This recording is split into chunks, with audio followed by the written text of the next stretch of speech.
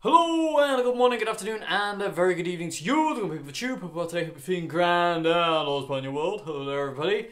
I am totally spaced out and deaf and on another planet from that intro jam. That intro jam didn't go the way I was thinking it was going to go. That intro jam I thought was going to be like a nice mellowy thing, and I don't remember what happened. But just to show you something that quite amused me, this was a new plectrum at the beginning of that jam. Was a new plectrum at the beginning of that jam, totally ruined and useless now. There's nothing to it. Right, it's just gone. That is just gone. And yeah, anybody want a knackered plectrum? Anyway. I'm not here, so this is going to be an interesting Q&A Wednesday. Yes, welcome to Q&A Wednesday. A&Q Wednesday. Anyway, hi. So let's dive into question one today. So I have to deal with Spacey Dave today, so I hope that's okay. I'm not here, so I'm going to do my best to claw through this, because I don't know where I am. But it's great. I love it. I'm out. I'm gone. But anyway, let's see what happens. Question one. Shut up, Dave. Okay, question one, where am I? Hi. Okay, so question one is, I have a 1989 Fender Strat with thick poly finish. Do you have any tips and things I should be careful of when removing the poly finish? Tips for removing it is, you said in the email, to be honest with you, it's just, you've really got to take your time and you've really got to do it slowly. You can't rush it at all. And also, you got to be really, really careful not to kind of like, you know, to dent the wood when you're stripping off the original finish. You got to be really careful not to chip the wood out that's underneath, because you can get. When I first did my first guitar, it was a Squire Bullet I had bought, and it was pink, and I wanted a Fiesta Red guitar, so I was stripping off this poly finish. And that was really thick, and I was doing it with a heat gun as well. I think heat gun is the best thing to do with a poly finish.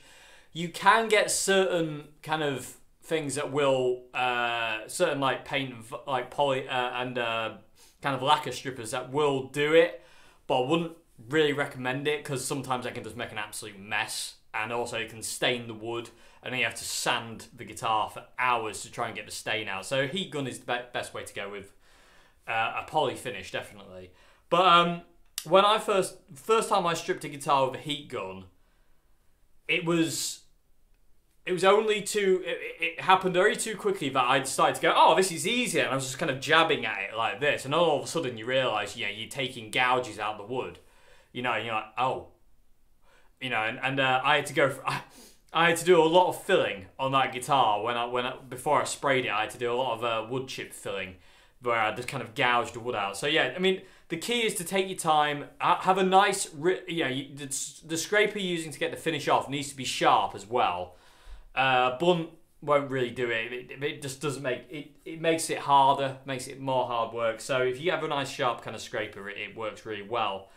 But things to be careful of is that definitely is chipping the wood, and also splitting the wood as well. You can if the body's you know, more than a, you know, if a body's a 2-piece or 3-piece, 5-piece, whatever body, you have to be careful, because you can split the wood, the glue that holds the 2 bits, 3 bits, or whatever of body together can warm up to a point where the body can split apart. So you've got to be careful of that as well. But that normally happens when you get heat gun too close, and it's kind of like, you know, mass extended on the heat gun. Yeah, excessive use of the heat gun is what I'm trying to say. So just be really, you know, just take your time with it. Be really careful. Be really mindful of what you're doing and where you are on the guitar. The hardest part on a Strat to get rid of is in the contours around here. They are an absolute pigging nightmare. I hate the contours on a Strat for stripping the original paint off. They're a nightmare. Les Pauls are easy because you don't have them. You know what I mean? But on a Strat, you've got those two, you know, you've got the contours around the horns, and it's just, oh my God. They can get fiddly, and it's just, you do eventually just kind of like, "Nah!" You know, you eventually just want to kind of stab it, get it off. And it is a nightmare. Same thing with Jaguars, actually. Funny enough, on my Squier Jag, when I stripped my Squier Jag, which was the, I think the second ever guitar I did with a heat gun, and I didn't have to worry about denting and scratching up and denting the body with that one because it was already done under the finish. So the body on my Squier Jag was actually already in a really bad state under the lacquer, which I wasn't overly happy about. But either way, I'm not that bothered. It's a great guitar, so I'm not that fussed. But either way, it was like somebody played football with it in the factory. But anyway, I always say that. Somebody said do a drinking game every time Dave says anyway, you'll be dead by the end. Anyway, I said it again. I don't know. Where am I? Where are we? So yeah, yeah, just be careful when stripping it off with a heat gun, because like I say, you can come up with certain things like, you know, you can chip the body, you can split the wood, you know, you can set it on fire as well. If, you know, prolonged heat, you can burn it, and you want to be careful of burn scorch marks on the wood, you know, because they take quite a bit of sanding to get out if you're not careful. Be aware. Oh yeah, that's what I was saying. Be aware of the hoods. But I was going to say on my Squier Jag, excuse me, I'm talking too fast and taking too much air. I'm getting hiccups. Okay, so calm down. Bring it back, Dave. Bring it back. Let's not rush forward and go crazy. Okay, so on my Squier Jag, on the top horn, there's actually still original green finish under there, and that was partly me being lazy. And had enough by that time of trying to get this off the sides, and partly me going, in a way, I quite like the idea of when I'm no longer here, if somebody looks under there, they'll see the original colour of the guitar. It was, you know, it was surf green. So, you know, it's partly me being lazy, partly me kind of like, you know, thinking it'd be cool for somebody to find that one day. But definitely more me being lazy, and just me being lazy, I want to get the guitar white and play it instead of having to kind of like, you know, strip the finish off. Anyway. So yeah, just be aware of those few things. Be careful of chipping the wood out. You know, the sharper the scraper, the better it'll come off and easier. But the sharper it is, the more you might chip the wood and scrape the wood underneath. So just be careful of that. Be really mindful of what you're doing and take it slow as you can possibly, you know, deal with, because when you first start stripping a guitar, it is so tempting to just go really fast, and then you end up ruining it. So you got to be really careful, and also do it outside. My mistake when I did the Squier was I did it inside for the first 5 minutes, and I was like, why am I all lightheaded? Why do I feel like the room's spinning? And why is there a weird elf in the corner telling me to burn things? You know, it was a bit of a silly decision because, you know, fumes and plastic fumes are not good for you. So do it outside, wear a mask, wear eye protection as well, you know, and just be careful. And also give the guitar a chance to cool down. You know what I mean? Like if you do one side and you get one side totally finished, let the guitar cool down to a normal temperature before you do the other side. Let it kind of like reclimatise, because obviously the wood will expand and contract and all that kind of thing. So just bear that in mind. So anyway, I hope there's something in there anyway. But heat gun is the best way to do, especially on thick poly finishes. They're a nightmare. They really are a pig. But yeah, perseverance, patience, taking it slow, and your job's a good one. So, and I wish you luck. So I hope that's a question. If anybody else, people of the tube, if you've got any other pointers that I might have missed, or things that you've experienced when stripping a guitar with really thick poly finish, let us know in the comment section below. So, moving on to question 2. Question 2 has a few bits. Question 2, part 1 is, what happened to the White Charvel guitar? I sold the White Charvel quite a while ago. The relationship between me and the Charvel was spotty, and eventually it was just kind of like, this isn't working.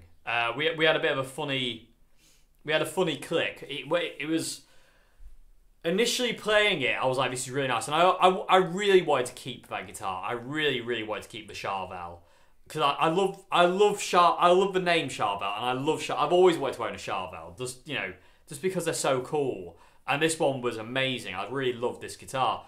But it wasn't right. And it wasn't working. And try as I might, it was never going to happen. So I eventually just sold it.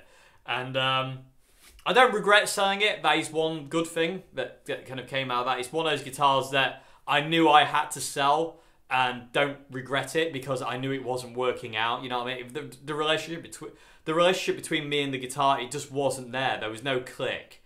It was intermittent, if you will. Like sometimes we could work together and then sometimes we couldn't. It was really difficult. It really difficult sometimes. And the same thing went with the gold top Gretsch, which I absolutely adored. And again, didn't want to get rid of that gold top Gretsch at all. I really wanted to keep that gold top. But it just didn't work out. It wasn't working. There was something that wasn't... We just didn't click. We didn't click. And it just, you know, eventually had to go, sadly. Which is really, really sad. And I wanted to keep both those guitars. But I don't regret selling them because it was the right thing to do, you know, for the guitar and for me. Because it just was never gonna work out. You know what I mean? It just didn't work. That's all I can say really. So yeah, so what happened to the Charvel? I sold it eventually just because, you know, it didn't work out, sadly, which is a shame. But you know, such is life. Maybe I'll find a Charvel one day that will work for me, I'm sure. But that one, unfortunately, wasn't it. Okay, so the other part of question 2 is: do you have any reservations about using a wooden pedal board, warping or splintering, or would you prefer metal? I don't really mind, to be honest with you. I mean, all my pedal boards are wooden. The pedal board I use upstairs in my main pedal board is wooden. My mini main pedal board is wooden. The pedal board that my Line 6 HX is attached to is wooden. I've used wooden pedal boards forever because I like doing DIY pedal boards. But saying that, I did use a Diego pedal board for absolutely years. I used the Diego, I think it's the Showman. I actually used the Diego Tallman as well for absolutely years. The Diego Tallman is the size of a guitar case. You can get a guitar in a Diego Tallman pedal board. And that used to be my entire pedal board. It was full. Side to side, front to back, was full of pedals. I used to have a massive pedal board. One day I'll dig out a picture and I'll show you. But I don't know. I've got one somewhere. I just don't know where it is. But I remember I had the Zoom, Line 6 delay modeler, another delay, compressor, blues breaker, Marshall Governor, Tube Screamer. Hang on. Would it have been the Crybabe? No, it'd been the Vox Wah, DS2, Roto Vibe, and Electro Harmonix Double Muff. And there's another pedal. Hang on.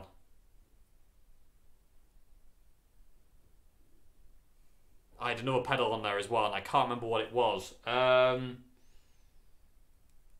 I can't remember what it was. There was one more pedal, but I can't remember what it was. My brain's let me down there. But that was just my pedal board. I used to have so many pedals. It was mainly distortions, because I'm a distortion nut. But, oh, it was a chorus. It was a chorus pedal. I borrowed a chorus pedal for it. My uncle's got a Boss Chorus Ensemble pedal, and I borrowed that for a while. And there was something else, wasn't there? There was another one. What was the other one? Oh, it was a channel select switch for the Marshall, because I used to use the delay on the Marshall. So there's a channel select switch on there as well. And yeah, I think that was it. And it used to be in my pedal board. It was absolutely massive, and it was absolutely chock-a-block full. Eventually didn't need it. So, but yeah, so, where was it? But yeah, they're wood though. I mean, those pedal boards are wood. They're just covered. They've got a coating. My only problem with the Diego boards is the Velcro that's on the bottom side of the board where you put your pedals. Eventually, the glue comes away, and eventually it just kind of like falls out. And also, the foam in the top isn't thick enough to hold the pedals down. I put another bit of foam in the lid to actually pin the pedals to the thing, because otherwise you'd get to the gig and your pedals are just falling everywhere, and I don't like that. I'm a bit OCD with my pedal boards. I like them really neat and tidy, and I like them to be a certain way so I know where everything is, so I don't have to look at them. Not necessarily. If I'm singing, I don't want to have to look. I just know where they are. So yeah. No, I don't have any problem with metal pedal boards. I suppose you're talking about pedal trains then. I've never really used one. I've never really used a metal pedal board. My first ever proper pedal board was the Boss pedal board. I don't know what it's called, but it's the plastic one. That was my first ever proper pedal board. Before that, I had just wooden ones that I'd make myself, and then from that Boss one I went to another homemade pedal board, which was, again, I think it was about 5.5 foot long, and it was about 2.5 foot deep, and it was 2-layered, it was 2-tiered. That was something I made, and then I went to the Diego Tallman, and then I went to the Showman, and now I'm down to this absolutely diddy. Well, I'm not down to a diddy board, but like my main pedal board is quite small. It's funny. It's kind of like, as I've kind of gone on, the attraction of having a massive pedal board and having tons of pedals it waned. You know what I mean? I got a bit kind of like bored of the options. And the thing is, I eventually realised that I stopped using certain pedals. Like I stopped using the compressor, and I stopped using the blues breaker and the chorus ensemble, which went back, and I stopped using the channel select switch and the roto vibe and the fuzz pedals, and you know, I eventually just kind of whittled it down to very, very, very little kind of pedals that I use, and that's all I need. You know what I mean? I can get by with it. And anything that I don't have on my pedal board, like chorus, delay, or I have delay, but you know what I mean, I can get from my Zoom. So I don't really have to worry about any effects, because no matter what I've got it in my Zoom pedal. So my tiny little gigging board, and the same thing with the Line 6 HX as well, any effect I want is in the HX. So with my tiny little gigging pedal boards, and the reason I went for such a small pedal board is because the places I gig are the size of a shoebox. So I want as much space as possible to actually be able to kind of move. Because that was the problem with the Tallman and the Diego Showman, is they were so big. The pedal boards were so big, they'd take up so much space that I would be kind of like crammed in because of my pedal board, and I didn't like that. I like to feel kind of open. I like to feel kind of free, and I feel like having a big, massive thing in front of me in such a small space gets a bit claustrophobic, and I don't like that. So small pedal boards make me happy. As soon as I went to the Line 6 HX for gigging, I was a lot happier, and my brain felt happier, and my inner self felt less, I need to get out. It was great. So, reservations about using wooden boards? No, not in the slightest. I mean, it doesn't really bother me. Warping and splintering, yeah, I mean, that happens, but the fact is, you know, it is what it is, you know what I mean? It's not like a guitar. If a wooden pedal board warps, because my pedal board in the main room, that my main pedal board I always use all the time, that's warped, but it's not a guitar neck, you know what I mean? It's not a guitar, so I'm not playing it. It's just its purpose is to keep my pedals neat and tidy and where I need them. Its purpose is not to not warp. It can warp all it wants, you know, as long as it's not like this, it'll be all right. That's like this, because I stand on it obviously using a wah-wah, and obviously I've used it outside in kind of like, you know, damp conditions and brought it back into dry, and it has warped, but it's fine. You know, it does the job. And so yeah, I don't have any reservations about using wooden pedal boards at all. Would I prefer metal? Probably not, because I don't like pedal trains at all. I hate pedal boards that do this.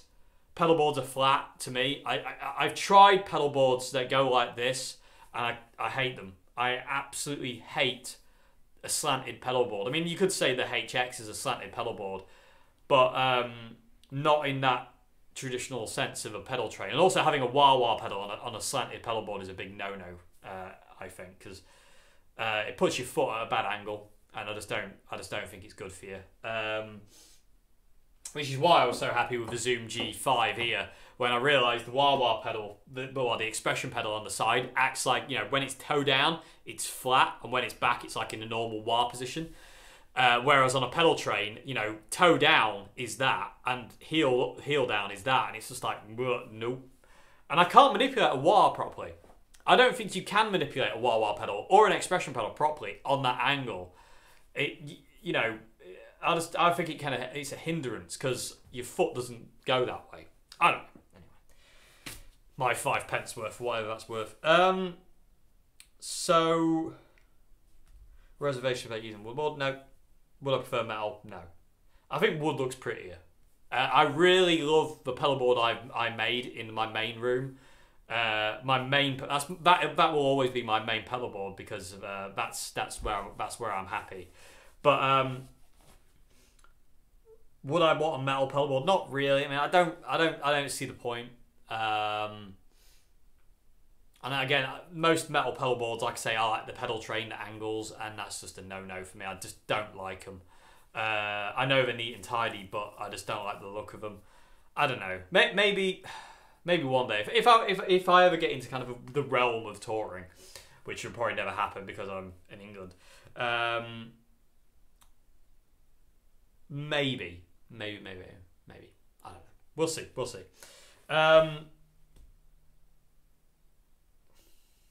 Yeah, there's nothing else to say there. So, anyway, I hope that's answered the question. Got a really itchy ear, everybody. Oh, horrible. Okay, so moving on to question 3 now. Question 3 is... you said in the video you don't drink alcohol. How come? How come I don't drink alcohol? Because it gets in the way of me and the guitar. Which is something I discovered very early on playing the guitar was... when I first started playing guitar, I did drink because I was 16, you know, and that's what you do when you're 16, isn't it? Because it's rebellious. So when I first started playing guitar, I did, you know, I would go out with friends and we would drink and stuff like that, and it also helped with certain problems. But the more when I reached 7, after I'd been playing guitar for about a year and a bit, I realised that it was a barrier between me and the guitar. Like the connection I had with the guitar when I was sober was the connection I wanted, and the connection I had when I drank was not what I wanted. And it was like a barrier. It was like a middleman. Almost. It was like there was me, and then there was alcohol, and then there was the guitar. And if you took that one away, it's just me and the guitar. So I from a very early kind of start, I was like, right, that's a hindrance. I don't want that. So on my round near about my 18th birthday, I just stopped drinking. So I did all my drinking underage. So yeah, I did all my drinking underage, and once I got legally allowed to drink, I didn't drink anymore. And I don't regret it, and I don't miss it, and I never really enjoyed it anyway. Being drunk never really kind of like, although it was good fun, I suppose, but I never liked the idea of waking up and not remembering. I didn't like hangovers and stuff like that kind of thing. And also because the guitar was just such a strong presence in my life, and it was, you know, it saved me from, you know, I don't want to, well, darkness. I didn't want anything to come between me and it, and I still don't. So that's why I don't do anything like that. I don't want a middleman. I don't want a barrier. So as soon as, you know, for about a year and a bit, I would drink when I'd play, and I didn't like it. I knew it hindered my ability to play as well, which I didn't like. It made me a lot more confident, definitely, but the thing is, the guitar made me more confident than that ever did. So, you know what I mean? So it wasn't a trade-off, you know what I mean? So yeah, I mean, I just found that, like, it just, like I say, it came between me and the guitar, and I wasn't going to have that. That was a no-no, and it never will come between me and the guitar ever again. I just don't have any desire to do that. Unless, if John Frusciante rang me up tomorrow and said, do you want to come and be the second guitarist in the Chili Peppers? I would get whammoed, because that would be cause for celebration. But that's not going to happen, so I don't think we're in any danger of that. And even if that did happen, which is not going to happen, one can dream, but one doubts massively. I probably still wouldn't do it because I'm just not. I just don't want it. I don't feel the need to do it. I don't like the middleman thing. I just don't like it. I don't like it. I want, between me and the guitar, I don't want any disconnect. I want, as soon as I start playing the guitar, that guitar is me, and that's the way it works. Adding alcohol into the mix gets in the way, and it just kind of like smashes a wedge between that, and then all of a sudden becomes something else. And I just don't want it. I'm not interested in that. I want to be as clear-headed as possible when I play guitar, so I can turn my brain off. And just kind of get lost in it properly. And also, the high I get off playing guitar and playing music is better than any alcohol I've ever drank. And better than any experience I've had when I was drunk. You know what I mean? It's simple as that. It just is it's the better feeling. It's like what Jimi Hendrix said, music is a safe kind of high. I totally agree.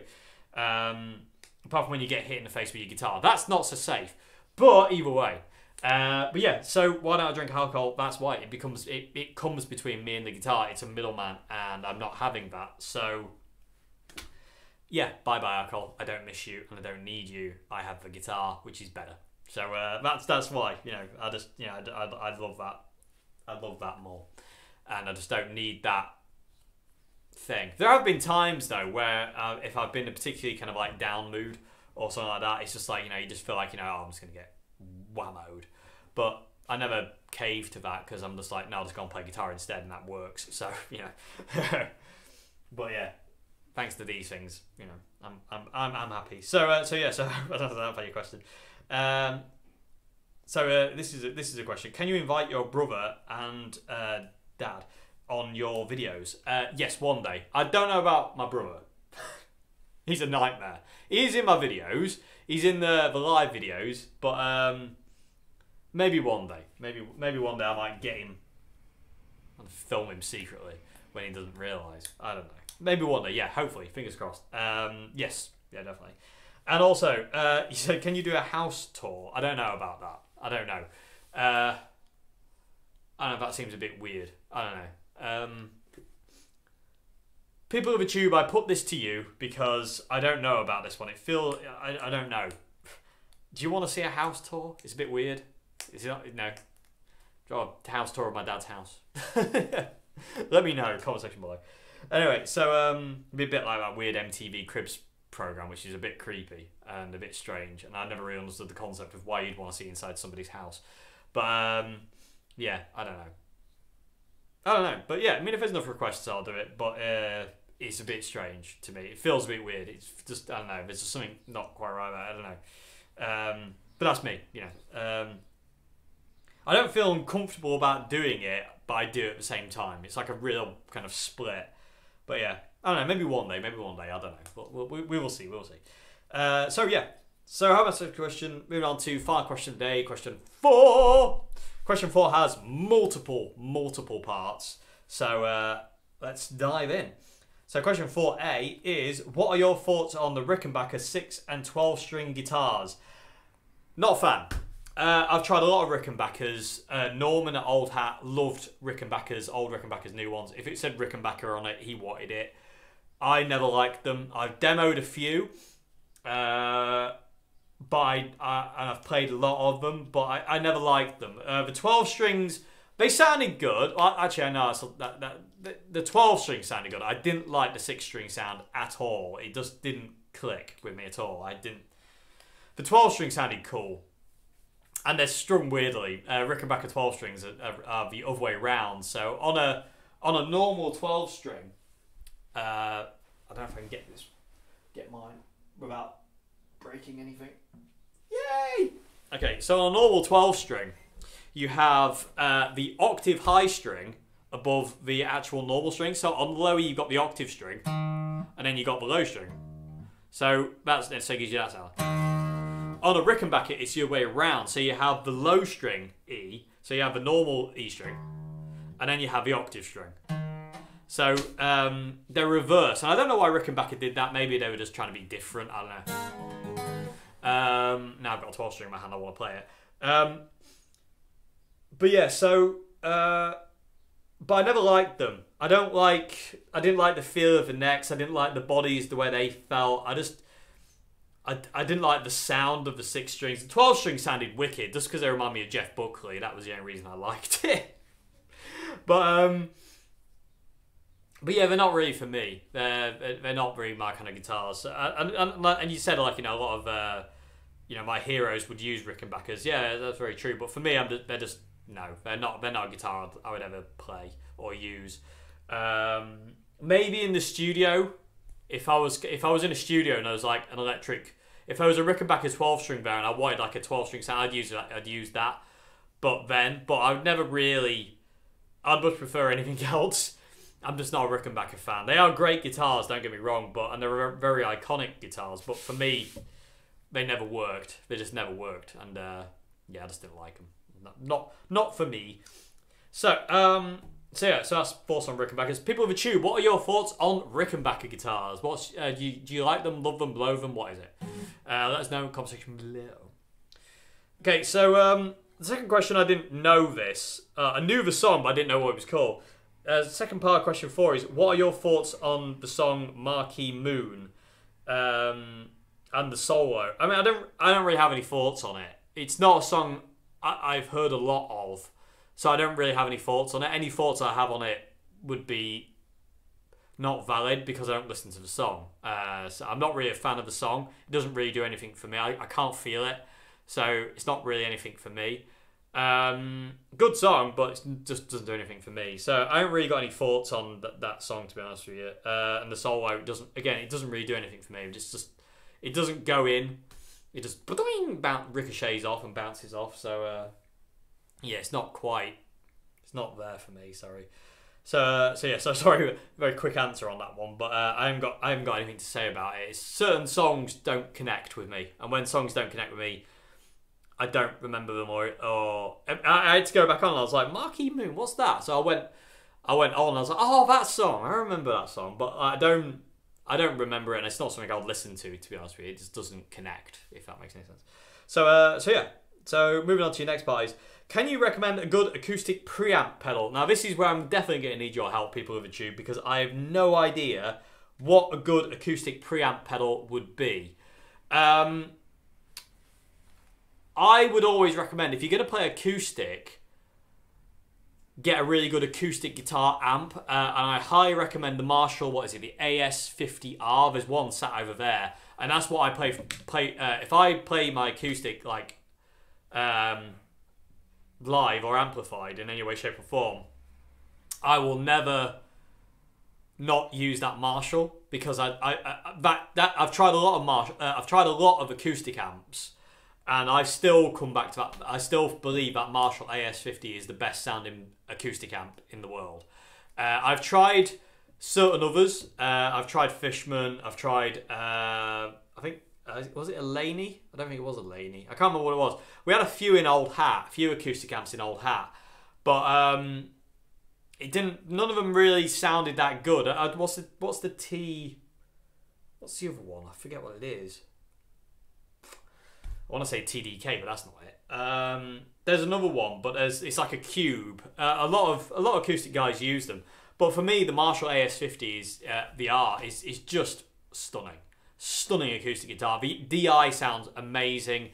Not only can you DI out, you've got an effects loop, you've got reverb, which is amazing. You've got chorus on there, which is amazing. You can also plug a vocal mic into a thing, so it's like an all-in-one amp. You know what I mean? The AS50 is just like, and it's small as well. To carry around, they're just so good, and that's what I would recommend. But again, that's an amp, so it's not really a preamp. Another thing I'd recommend is the Boss the Boss Acoustic Simulator pedal. Now, that's obviously designed to make an electric guitar sound like an acoustic guitar, which it does do to a certain extent. I mean, it doesn't sound like this, like an acoustic guitar, but what it sounds like to me it sounds like a DI'd acoustic guitar, if that makes any sense. You know, a DI'd acoustic guitar, when it's run through a PA setup, sounds a different way to this in the room.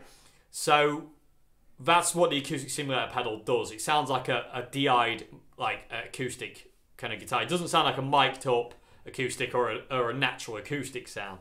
But it does the job. And before I had the AS50, anytime I went out playing acoustic guitar, I used that pedal. Which I still have, actually. I'm going to have to demo that one day, because I've never demoed it, and it's a really cool pedal. But and I used that with my acoustic, and it worked really well, and it was always really consistent and made the acoustic sound really nice, and you could really dial it in. Plus you had a reverb on it as well on the pedal, and it was really, really good. Really good pedal. I mean, so those would be my two kind of recommendations. Is the Marshall AS50R, which is, again, a nice small compact acoustic amp. Well, it's not compact, but it is smaller than most acoustic amps. And it's just wicked. They're just wicked. They sound amazing. They sound absolutely amazing, and they're really, really good. And then also the Boss acoustic simulator pedal, which works really nicely as well, and really enhances an acoustic guitar. When you plug an acoustic into it and then go into a desk through that pedal, it really enhances the acoustic. It really gives it a kind of a different dimension, and it also gives you a bit more tonal control that onboard electronics can't give you, in my opinion. Same thing with the Marshall. It does give you a bit more control that an acoustic on its own, even with top mount and inbuilt electrics, doesn't quite give you. And you can't get from a desk, if that makes any sense. It just gives you a bit more dynamic. It's really nice. And, you know, just it sounds cooler. So, but people of a tube, let us know in the comment section below. Really good acoustic preamps. What would you recommend? Because I'm a bit out of my league with that, because I don't really play acoustic. But yeah, let us know, because I think Fishman do one. But like I say, they'll be my two recommendations. But again, they are a bit weird, and that's what works for me. So I can only really talk about what works for me. But yeah. So but people with a tube, help us out. Acoustic preamps that are really, really good, and not gonna break the bank. So let us know. Okay, so next part of question 4 is: can you name a guitarist you love, but they play for a band you don't like?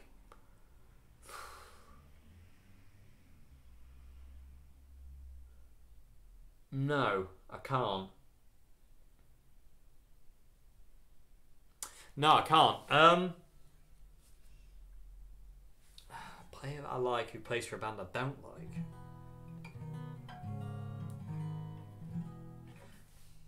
I can't think of anybody.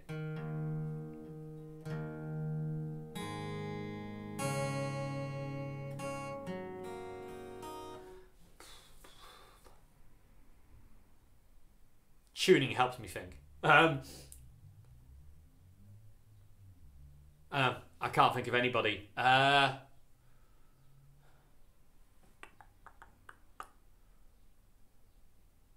No, I can't think of anybody. No, there's no one comes to mind. No one springs to mind there. Guitarists I like all play with bands I like. So no, I can't think of anybody. Sorry. No. I can't think of that. So I can move on to the next part of question 4. Is, have you experimented with guitars that have vintage style low output pickups? Yes, all the time. Most of my guitars are low output vintage style pickups. I don't like high output pickups. I've tried a lot of high output pickups, like EMGs, DiMarzio, Seymour Duncan. I'm not a Seymour Duncan fan of pickup. I just don't like them at all. They've never worked for me. I've tried so many Seymour Duncans, like JBs and the SSL ones and the PAF clones, and there's something missing in them to me. I don't know what it is exactly, but they just don't seem to connect. You know, there's something in the sound that doesn't connect. But most of my guitars are all low output. I like lower output pickups. Even my humbuckers, the pickups in the Revelation are really low output. And that's why I love them so much. I don't like high output pickups. I like really low output pickups. Which is another reason why I always have my pickups super low as well. Because I like that kind of sound that less output gives you. It just sounds more clean, and There's more clarity, and it just sounds better to me. You know, for what my ear wants to hear, so to say. The only guitar that I wish I could get the pickups lower is the Batacaster, but that's not possible because of the body is broke. But that's all right. But yeah, all my guitars are low output kind of pickups, you know, vintage style pickups. I don't, yeah, like I said, I just don't like high output. It doesn't appeal to me at all. I don't really even like the Gibson burst bookers. I think the burst bookers are voiced. Well, the reason I like the burst bookers is I think they're voiced too dark. They're not. There's no real sparkle to them. They don't really sound like a. I don't really feel they sound a great deal like a PAF. But you know, my opinion doesn't mean anything apart from to me. So, but I've been a lucky bugger and I've been able to try real kind of old Gibsons with the PAFs, and they do sound. Everyone always says it, and it's so true. They sound like Telecasters on steroids. They really do. They've got that twang, but they're fat and they're meaty and they're beefy and they're just gorgeous. Especially when you get a good set. When you get a bad set, which is very possible, they're not very good and we're not worth a damn. But yeah, I mean, I prefer low output pickups, to be honest with you. I don't like high output pickups. They just don't work for me and what I want from them. I remember trying EMGs in a couple of Ibanez guitars, and it was just like, yeah, they sounded great. Yeah, they do sound great, but for me, it was just like, no, they're not there. You know, it's just not it's not the sound I hear or want. You know what I mean? Which is really, yeah, they are cool, but I really want to try the Fishman Fluence pickups, the Strat ones, but I can't afford them. But that's okay. Maybe one day I'll try them on with a guitar, or just on a guitar to see what they're like. But they interest me because I like the technology behind them. I think it's really cool, and the fact they are active, but you know, I don't know, they're just very interesting. So anyway, yeah, experiment. Yeah, I mean, yeah, always. I mean, I that's kind of like the way to my heart, if you will. It's like low output pickups. I don't like high output pickups. I don't know if any of my guitars have got high output pickups. I don't know if the Chapman pickups are high output. They don't feel high output. They feel like old. The Chapman pickups feel like late 60s Strat pickups, where they've got a little bit more output than the pre-CBS's, and they're a little bit fatter sounding, but they still retain that sparkle. It's like a 68 1970s kind of Strat sound, but you know, there's a little bit more output, but it's still low output. You know what I mean? They're still not gonna, like, you know, on a cranked Marshall, they're still not gonna distort a great deal. So yeah, but yeah, I mess around with, you know, I prefer low output. I don't think any of my guitars have got high output. Probably the most high output pickups I have are probably on my Epiphone Les Paul. Yeah, because I don't think there's any of the guitars I've got that. No, I don't have any of the guitars with high output pickups. So yeah. I mean, I prefer it, to be honest with you. So yeah, so I hope I answered your question on that one. Yeah, but I do prefer high output and low output pickups. I prefer lower output pickups to higher output pickups. So people of Tube, question goes to you. Do you prefer high output, medium, or low powered pickups? Let us know in the comment section below. Curious to get your thoughts. And why as well. Let us know why you prefer high output, low output, medium output. You know, what is it about them that makes you happy? So yeah, let us know in the comment section below. So last part of question 4 is thoughts on G&L guitars. G&L guitars are wicked. I've tried a few G&Ls. There was a few that came into Old Hat. There was a few I've tried in other guitar shops throughout the years. The reason I love G&L and the reason I initially wanted to try G&L is because of Jerry Cantrell. That all rhymed. That wasn't supposed to rhyme. But being a big Jerry fan and seeing he plays the Rampage, I immediately wanted to play a G&L after seeing that. And I've always wanted a Rampage. Since seeing Jerry Cantrell and being an Alice in Chains fan, I've always wanted a G&L Rampage. And when they bought a signature model, I was like, oh, I'm getting this. And then I realised the price. I was like, I'm not getting this. So, slightly out of my price range by about, you know, $1,000.